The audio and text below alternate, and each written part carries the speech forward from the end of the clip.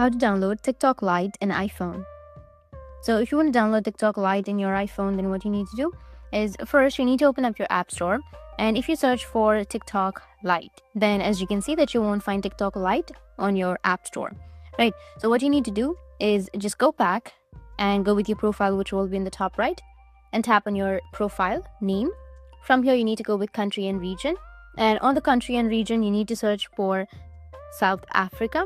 Select South Africa and then go with continue, which will be on the bottom, and add a payment method or billing address. Under the billing address you need to enter the street as South Africa, and you can also add some postcode if you want to, and under city you need to again add South Africa and then go with save.